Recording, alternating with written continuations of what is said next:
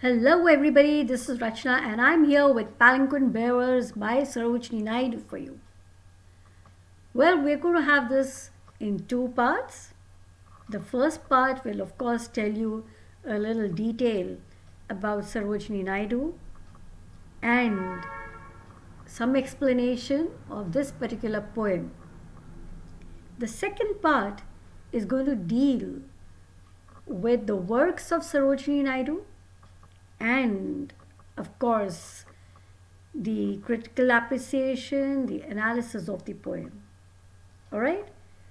So, what are we waiting for? She was called as the Nightingale of India, and of course, Bharat Kokila, the name given by Rabindranath Tagore to her. So, what do we know more about her? She was born on 13th February 1879 and she died on 2nd March 1949. She was, of course, an Indian political activist and, of course, a poet as well. She was a very important figure in India's struggle for independence from colonial rule. She was born into a Bengali family in Hyderabad and was educated in Madras, London. Well, following her time in England, where she worked as a suffragist, she was drawn to Indian National Congress movement, and children, she was from a very well-to-do, reputed family. And yet, she didn't really bother about all the riches that she was into. But she got actively involved in the nationalist movement and became a follower of Mahatma Gandhi and his ideas of Swaraj. Later, she was appointed as the president of the Indian National Congress in 1925 and later became the governor of the United Provinces in 1947, becoming the first woman to hold the office of a governor in the dominion of India. So here you can actually see her stamp also, which was made under her name. So, children, she was actually a woman of versatile genius and achievements. Of course, accomplishments as well. She was one of Mother India's most gifted children. She imparted poetic grace and beauty, humanitarian touch, and cultured sensibility to the otherwise dull and monotonous task of a politician. Although she ceased to be a poet in the literal sense of it in 1914, the fateful year of her first meeting with Mahatma Gandhi in London, she remained a poet at heart all through her life. It is her nearness to life and her deep understanding of the pathos of life, her victories and defeats, her joys and sorrows, her smiles and tears, her patience and heroic determination, the aches and joys of a lover, which are spontaneously and powerfully expressed in her lyrics. So, we must understand that Sarojini Naidu, she was, uh, you know, uh, she was in, you know, we can say that she was too much into politics, but yet she was a true poet. The more you get into detail about her other writings as well, you will realize that she was really gifted, and these names given to her, like the Nightingale of India by Mahatma Gandhi and Bharat Kokila by Rabindranath Tagore, they were not just given just for the sake of giving it to her. Okay? So, let's understand this poem. First of all, we'll read it through. Lightly, oh lightly, we bear her along. She sways like a flower in the wind of our song. She skims like a bird on the foam of a stream. She floats like a laugh from the lips of a dream. Gaily, oh gaily, we glide and we sing. We bear her along like a pearl on a string. Softly, oh softly, we bring her along. She hangs like a star in the dew of our song. She springs like a beam on the brow of the tide. She falls like a tear from the eyes of a bride. Lightly, oh lightly, we glide and we sing. We bear her along like a pearl on a string. Well, my children, this is supposed to be written for a bride, okay?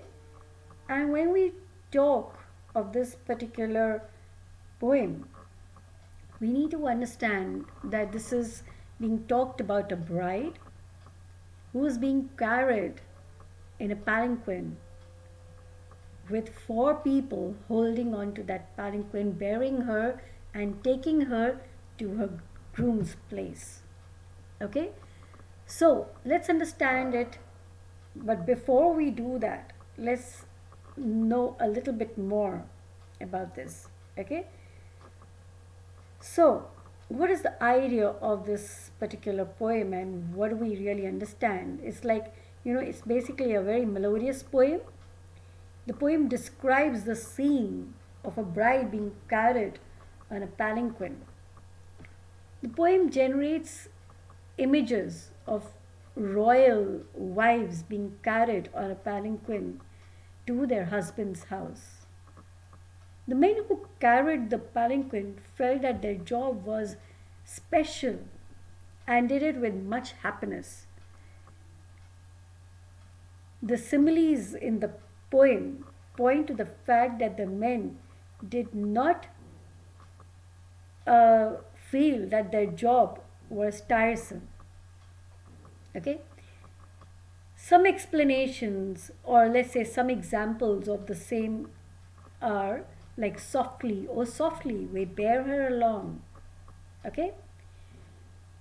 Or lightly, oh lightly, we glide and we sing. Now, why do we actually say that, they don't really feel the hurt? Because actually, in earlier times, when we're talking about this particular poem, we need to know that the palanquin was actually, this was carried, and the lady who was carried belonged to royal families. Okay, later on, of course, things changed, but in earlier times, when when we're talking about Sarojini Naidu and all being there at that particular time, this is what really used to happen. Okay, so Palanquin Bearers is, like as I said, it's a very, very melodious poem and one of the most appealing poems of Sarojini Naidu. The poem describes the beauty of the bride while she's being carried in a palanquin. So we are reminded of one of India's ancient customs of carrying royal brides in India in very decorated carriages. Okay, so the poem is written in such a way that one can see and feel as if the palanquin is moving. So when we go ahead and as I explain this to you, you'll realize that there is so much of the images being formed in your mind when we are going into greater detail in this particular poem. So you can feel the images, you can feel that there is movement in the words. The words she uses seem to have a magic touch. Okay, so now as I explain this, I will even give you an alternative interpretation of this particular poem. But first, let's understand the lines 1 and 2. Okay, lightly, oh lightly, we bear her along. She sways like a flower in the wind of our song. So, the palanquin bearers, they carry the newly wed bride in a palanquin. Okay, they sing as they carry the bride to her in-laws' house. They tell us that the bride is very light to carry. Okay, because when they are comparing it to a flower, we understand that she's very light to carry. They don't feel burdened at all. Okay, and the bride moves softly along according to the movement of the palanquin and the palanquin bearers song. Okay, so this is why we say that when they bear her along and she sways like a flower in the wind, this shows that she's very, very light.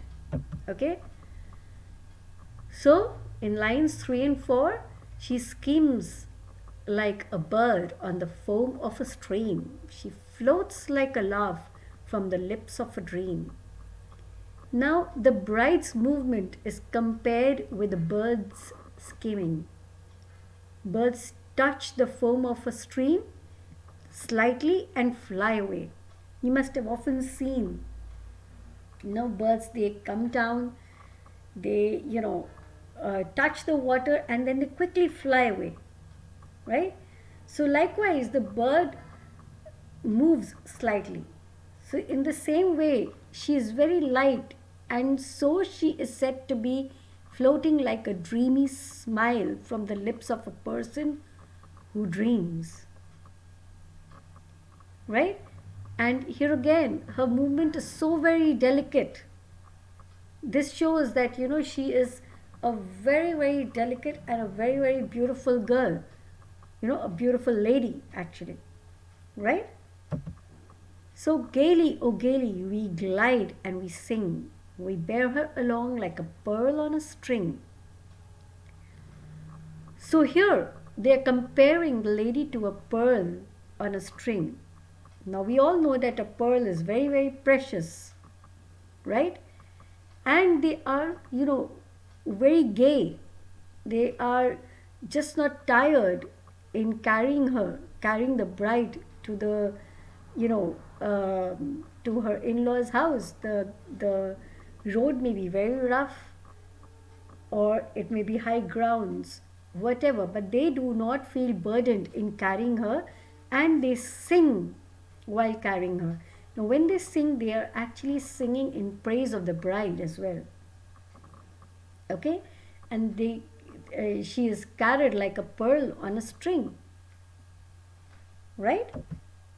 Now, softly, oh softly, we bear her along. She hangs like a star in the dew of a song. So, they carry her, they carry the delicate bride softly in their palanquin. She's seated in the palanquin like a bright star and heeds to the palanquin bearer's song. Okay? Their song reflects her happiness like a dewdrop reflects a starlight. Their happy song shows they are as happy as the bride. Okay? So, lines 9 and 10. She springs like a beam on the brow of the tide. She falls like a tear from the eyes of a bride.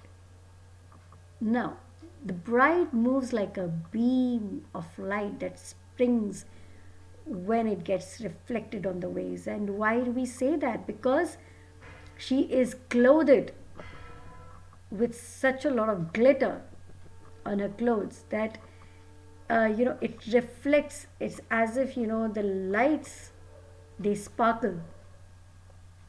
Okay, so the bride's movement is also compared with the slow falling of a tear from the eyes of a bride. And here we must understand that there has been a contrast, because earlier they show that she's as that they are also as joyous as the bride is. And similarly, we also understand that she's crying. Okay? she's crying as well. So this shows that she is joyous, but yet she's crying. So there is a contrast over here, right? And of course, she must be crying because she had to leave her parents' house. And she must be joyous because thinking of what she has in store for her. She's joyous because she's going to her husband's house, you know. So, though the bride is delighted to visit her in law's house, she feels sad for her situation as well because she's going to get separated from her parents. So, the mixed feeling of joy and pain can well be seen in these lines, right? So, lightly, oh lightly, we glide and we sing. We bear her along like a pearl on a string. Again, the palanquin bearers continue to carry the bride, who is as precious as a pearl on a string. They didn't cease their song as they carried the bride lightly. They travel far away, gliding through rough paths. Nevertheless, they never feel sad or burdened by carrying the beautiful bride. So, what can we see as the alternate interpretation? Here we can say that the poem is being sung by the palanquin bearers, who have got the esteemed job of carrying the bride. While carrying the palanquin on their shoulders, she sways with the movement of the palanquin, just like a flower sways in the wind. She's so light that they compare her to a bird that skims on the foaming froth of a stream. She is ethereal, just like a tender laugh that energizes from the lips of a person. The palanquin bearers are happy to carry the light-weighted bride, and they sing along. The bride within is compared to a beautiful and precious pearl on a string. The palanquin bearers further describe the delicate and tender bride, saying that they carried her softly on their shoulders. Right here again, she is compared to a star that is reflected in the soft dewdrops. She is so brightly clad that she appears to be like a shining beam of light that is reflected from the surface of waves. Yet, at the same time, she is so tender and delicate that they compare her to a gentle drop of tear that falls from the eyes of a bride. Here, we get a picture of the bride crying softly as she leaves her loved ones to start a new life. The palanquin bearers sing happily as they smoothly carry the palanquin bearing the bride, so that she would not feel the journey strenuous. They carry her along as if she were a precious jewel, waiting or waiting to be possessed by her husband. Okay? So, this is what we understand, and basically the theme of this particular poem, Palanquin Bearers, reflects about the Indian marriages and their cultures. Okay? So the poet has deliberately used the contradictory feelings of laughing and weeping, the bride being sad on one end and yet being happy on the other. Right? So we get to see a lot of detail about Indian marriages here, and at the same time,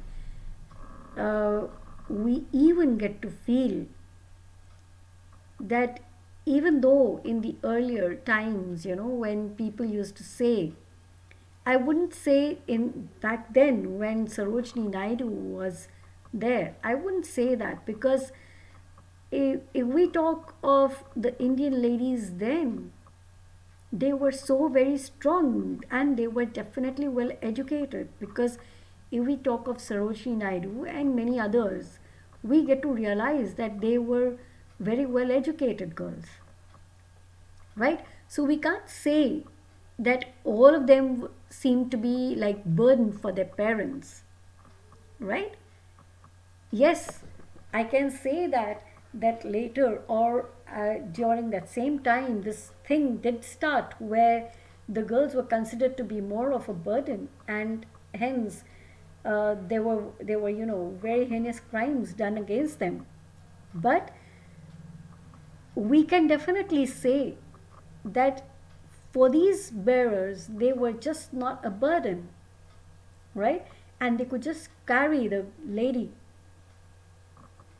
from their own home to another home without any issues or without any problems, without even thinking her to be a burden. So the fact that they keep saying that lightly or lightly we glide her, we can well say that the weight of the lady, so we can't really say that a very grown up lady would not have any weight, or the palanquin itself would not have any weight, but the fact that she was never a burden was seemingly so light to carry her, right? This is basically what we understand, and this is at least what I understand when we talk of Sarojini Naidu's Palanquin Bearers. So, this is definitely to be continued. We are going to get into other details about this particular poem. So, stay with me, and until I make the next video, please be there. Have a wonderful time. Stay safe and study well. Bye bye. Take very, very, very good care of yourself.